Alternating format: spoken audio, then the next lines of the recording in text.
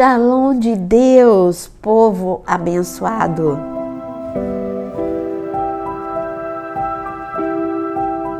Se você entrou aqui pela primeira vez, aproveita e se inscreve no canal, toca aí no sininho e aciona todas as notificações e assim você vai ser avisado sempre que um novo vídeo entrar. E você que já acompanha, que alegria ter você aqui comigo, porque como está escrito em Oséias capítulo 6, nós precisamos conhecer e prosseguir em conhecer a palavra de Deus. O tema, o falso profeta, isso acontece quando? Durante a grande tribulação. É neste momento, durante 7 anos, que ele vai exercer poder e autoridade. Mas para a gente entender, nós precisamos voltar um pouquinho, voltar para escutar uma explicação que Jesus nos dá em Apocalipse capítulo 12. Ele diz em Apocalipse capítulo 12, versículo 7 em diante, e eu quero ler para você, ele vai explicar para a gente onde este problema começou. E está escrito: então estourou a guerra no céu. Miguel e os seus anjos lutaram contra o dragão. Também o dragão e os seus anjos lutaram, mas não conseguiram ser vitoriosos. E não havia mais lugar para eles no céu. E foi expulso o grande dragão, a antiga serpente, que se chama Diabo e Satanás, o sedutor de todo o mundo. Ele foi atirado para a terra, e com ele os seus anjos. Aqui nós entendemos. Aonde aconteceu o problema? No céu. Quem provocou esse problema? O dragão, que nem sempre foi dragão. Ele era um querubim ungido, amado, muito especial para Deus. Mas subiu ao coração dele inveja, subiu ao coração dele cobiça, e ele quis ser igual a Deus. Ele queria ser adorado, ele queria ter todo o poder e autoridade. Mas não deu certo ele lutar contra Deus. É claro que o Senhor o derrotou e o expulsou do céu junto com os anjos que com ele foram seduzidos por ele e que o seguiram. Estes foram expulsos para a terra. Sabe que o nosso inimigo, ele é persistente. O plano que ele começou nos céus, na eternidade, ele vai querer completar aqui na terra. Porque na terra ele sabe que os homens, Deus deu a terra aos filhos dos homens. E ele conhece a natureza carnal. Ele sabe que o homem, ele tem, com seu livre-arbítrio, muitas vezes ele escolhe a morte, ele escolhe o engano. Então ele vai querer executar o seu plano aqui na terra. Agora, o que está escrito no versículo 12, eu quero ler para você entender por que tanta fúria e por que tanta pressa. Está escrito no versículo 12, por isso alegrem-se, ó céus, e vocês que neles habitam. Ai da terra e do mar, pois o diabo desceu até vocês, cheio de fúria, sabendo que pouco tempo lhe resta. Que pouco tempo é esse? Bom, primeiro vamos entender, festejar o céu sim pela vitória, porque Deus venceu e Satanás foi expulso do céu. Agora, ai de você, terra, ai de nós, terra, porque ele desceu com grande fúria, sabendo que pouco tempo lhe resta. Que pouco tempo é esse? Bom, nós estamos numa dimensão e Deus está em outra dimensão, bem como Satanás. Nós estamos num tempo cronos aqui na terra e Deus está na eternidade. Satanás também, ele atua na terra, como está escrito que para Deus um dia é como 1000 anos e 1000 anos como um dia. Para quem está na eternidade, essa é a visão. Então, de Adão até nós, que nós temos 6.000 anos, para Deus é como 6 dias, tudo passa muito rápido. E o diabo também, para ele passa tudo muito rápido. Se 6.000 anos para ele é muito rápido, imagina 7 anos, que vai ser a grande tribulação. Vai ser como 7 minutos, ele vai estar numa contagem regressiva e ele vai querer entrar com toda a fúria. Se ele já teve fúria durante todo esse tempo na terra, mas ele tinha grande resistência. Que grande resistência? Homens e mulheres que se levantaram cheios de Deus, como Moisés, Elias, Eliseu, reis avivalistas, Daniel, Esther, Débora, homens e mulheres que se levantaram cheios de Deus, foram a grande resistência para o seu plano ser executado de forma total. E então vem Jesus, o plano perfeito. Aí piorou para ele, não é? Aí Jesus veio para derrotar e derrotou as trevas e o reino dos céus foi implantado. Mas ele sabia que ele ainda teria uma chance, que o mundo escolheria a morte, que muitos escolheriam a vida, mas muitos escolheriam a morte. E que depois que a igreja fosse arrebatada, ele teria a oportunidade na grande tribulação de enganar, seduzir e reinar de forma praticamente absoluta durante 7 anos. Agora sim a gente chega em Apocalipse capítulo 13, aonde vai surgir a trindade satânica. Anota aí você que é um bom aluno, a trindade satânica, a trindade divina é Deus Pai, Deus Filho, Deus Espírito Santo. Satanás quer imitar tudo. Então, o dragão, que é a antiga serpente, que é Satanás, ele vai atuar como Deus Pai, na trindade satânica. Ele, para imitar, vai ter o seu filho. Quem é o seu filho? O anticristo. Assim como Jesus, o verbo se fez carne, o anticristo vai ser um homem. E ele vai dar grande poder e autoridade a este homem. Da mesma forma como Jesus, no seu ministério, fez grandes sinais, prodígios, maravilhas, assim também o anticristo vai fazer sinais, prodígios, maravilhas. O anticristo vai surgir do meio das nações, como nós vamos ler em Apocalipse 13, e ele vai ser um homem tremendamente carismático, com muito poder, uma inteligência acima da média, uma oratória irresistível. Ele virá com uma capacitação diplomática absurda e todo mundo vai se render a este homem no cenário global, um governo único, que é muito fácil de entender. Mas para isso eu preciso ler agora Apocalipse capítulo 13, para ver o início dessa trindade satânica. E está escrito no versículo 1 em diante. Vi emergir do mar uma besta que tinha 10 chifres e 7 cabeças, e sobre os chifres 10 diademas, e sobre a cabeça nomes de blasfêmia. A besta que vi era semelhante ao leopardo, com pés de urso e boca de leão. E o dragão deu à besta o seu poder, e o seu trono e grande autoridade. Uma das cabeças da besta parecia ter sido golpeada de morte, mas essa ferida mortal foi curada. E toda a terra se maravilhou, seguindo a besta, e adoraram o dragão, porque deu a sua autoridade à besta. E também adoraram a besta, dizendo: quem é semelhante à besta? Quem pode lutar contra ela? Agora nós vemos o início da trindade satânica. Você viu que o dragão é que deu para a primeira besta, que emergiu do mar. Mar fala de nações, que surgiu do meio das nações este homem, carismático, que vai conseguir no cenário político o que ninguém conseguiu, no cenário diplomático paz entre judeus e árabes que ninguém conseguiu, no cenário econômico vai trazer solução para um mundo em caos. Este homem não tem como as pessoas dizerem: não gosto deste homem. Vai ser irresistível, ele vai ter uma unção. Está aqui escrito que ele vai ter, o chifre fala de poder, aqui o trono fala de autoridade, de reino. Ele vai ter um trono e um poder e uma autoridade dada pelo dragão. Este homem, ele vai imitar Jesus em tudo, porque quando Jesus ele surgiu com o seu ministério, ele veio, todos viram sinais, prodígios, maravilhas. Viram que Jesus foi levado à cruz do Calvário, que Jesus morreu e depois de 3 dias ressuscitou.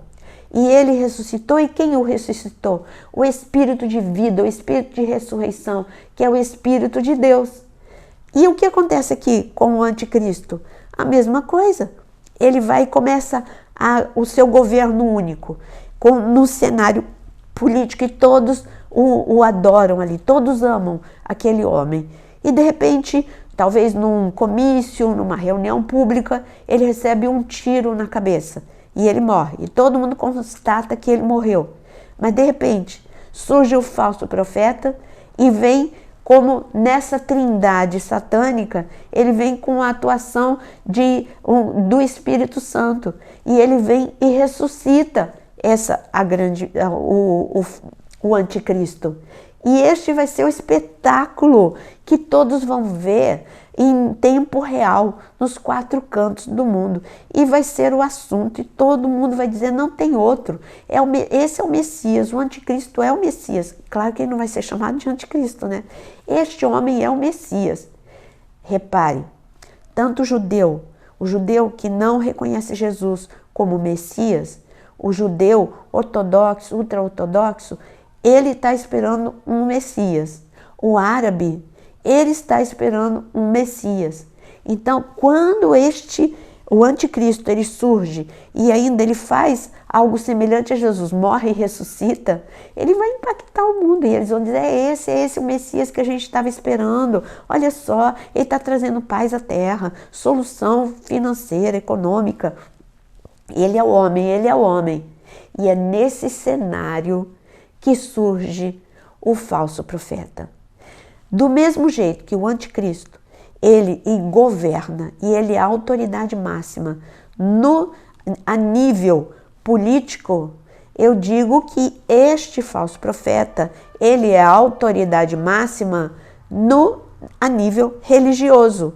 Então agora a gente continua lendo em Apocalipse 13 para ver o falso profeta surgindo. E aqui está escrito, vi ainda outra besta, está falando de outra pessoa, esse é o falso profeta. Vi ainda outra besta emergir da terra, tinha 2 chifres, parecendo cordeiro, mas falava como dragão. Ela exerce toda a autoridade da primeira besta na sua presença e faz com que a terra, os seus habitantes, adorem a primeira besta, cuja ferida mortal havia sido curada. Também opera grandes sinais, de maneira que até faz descer fogo do céu sobre a terra, diante de todas as pessoas.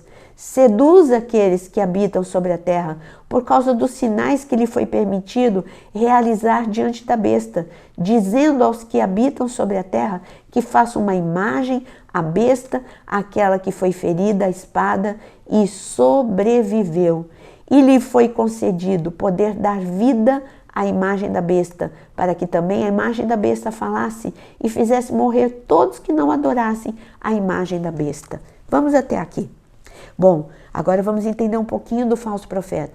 Falso profeta, um líder religioso, também carismático, assim como o anticristo, também um homem aceito por todos, aceito por árabes, aceito por judeus, aceito por cristãos, aceito por todos, aceito por ateus. Todos vão dizer, esse é o cara que a gente estava esperando, ele é moderno, tá vendo? Ele não tem nada de religioso, este é o homem. E ele vai apresentar uma religião fácil de ser levada, confortável, onde tudo é permitido, e ele vai ser muito amado. Este homem vai ter uma unção muito especial. Você vê que ele surge da terra, enquanto a primeira besta surge no mar, no meio das nações, ele surge da terra. É um líder que já começa, antes mesmo do anticristo surgir, ele já começa a ser amado por todos, já começa ser conhecido por todos. Ele surge dali, do meio de todas as religiões. Depois diz que ele tem, olha a imitação, que ele é como cordeiro. Ele vai parecer manso, ele quer parecer como Jesus, ele quer imitar. Então, ele vai parecer como o profeta Elias, vai fogo do céu diante da vista de todo mundo. Ele vai, a exemplo de Elias também, e também a atuação do Espírito Santo que ressuscitou Jesus, e Elias que ali ressuscitou o filho da viúva, ele vai ressuscitar o falso Messias, que é o anticristo. Você está vendo como ele imita? Mas reparou que a boca dele é de dragão? Ele vai ser manso, mas ele vai induzir todos ao erro, ao pecado e à abominação. Ele vai induzir todos a adorar não a Deus, mas o dragão. Ele vai induzir todos a adorar a besta, o anticristo, e vai fazer uma uma imagem, uma estátua em sua homenagem. E ele vai fazer de forma miraculosa, ele vai fazer com que essa imagem, essa estátua comece a falar. E todos vão vibrar, e todos... Sabe, nós temos uma sede do sobrenatural. É só você lembrar quando Uri Geller apareceu no meio de todo mundo ficou encantado com os truques. O mundo gosta de truques, gosta do sobrenatural. Então vai ser fácil enganar o mundo com truques, vai ser muito fácil enganar o mundo com todos esses sinais que ele vai poder operar. Mas qual é o objetivo? Que adorem o anticristo. Agora, uma coisa que ninguém repara é que muito se fala do sinal do anticristo, né, que vai ser implantado, o chip que vai ser implantado na mão, muito se fala. Mas será que você sabe realmente quem é que vai colocar esse sinal? Então nós precisamos voltar a ler Apocalipse capítulo 13. E está escrito a partir do versículo 16. A todos os pequenos e os grandes, os ricos e os pobres, os livres e os escravos, fez com que lhes seja dada a marca na mão direita ou na testa, para que ninguém possa comprar ou vender, senão aquele que tem a marca, o nome da besta ou o número do seu nome. Olha que incrível! Muito se fala sobre a marca que vão receber durante a grande tribulação, e muitos falam, é o anticristo que vai colocar. Mas se você ler direitinho Apocalipse capítulo 13, quem vai obrigar e quem vai colocar essa marca para a adoração é algo que leva para um lado espiritual, não é? Então, quem vai orquestrar isso é o falso profeta. É o falso profeta que vai dizer a todos, vocês têm que colocar a marca e vocês têm que adorar a besta. Então, o que nós aprendemos sobre falso profeta? É um líder religioso que aparece no momento da grande tribulação, ao lado do anticristo. Ele vai atuar junto com o anticristo, ele vai fazer parte da trindade satânica, ele vai atuar com grandes sinais, prodígios e maravilhas, ele vai fazer fogo do céu descer, ele vai seduzir, ele vai enganar as pessoas, ele vai ter falsos ensinos e levar as pessoas a adorar ao dragão e ao anticristo, porque ele é como cordeiro, mas ele tem a boca de dragão. Foi tudo isso que você leu comigo. Este é o engano dos 7 anos da grande tribulação. Quem aqui estiver vai estar debaixo da autoridade desta trindade satânica, e o falso profeta, ele vai imitar os profetas de Deus, ele vai imitar na trindade satânica a atuação do Espírito Santo. E por isso eu quero te dizer que aprender o livro de Apocalipse é algo incrível, porque são mistérios que Deus não quer deixar encoberto, Ele quer revelar a todos nós, para que nós não andemos em ignorância, mas que nós possamos saber o que vai acontecer.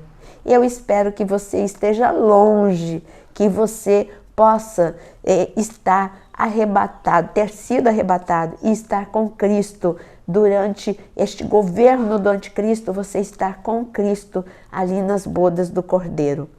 E se você gostou desse vídeo, aprendeu com este vídeo, não saia sem deixar e curtir e também compartilhar com quem quer aprender sobre escatologia. Eu espero que tenha sido útil para você. Que Deus te abençoe.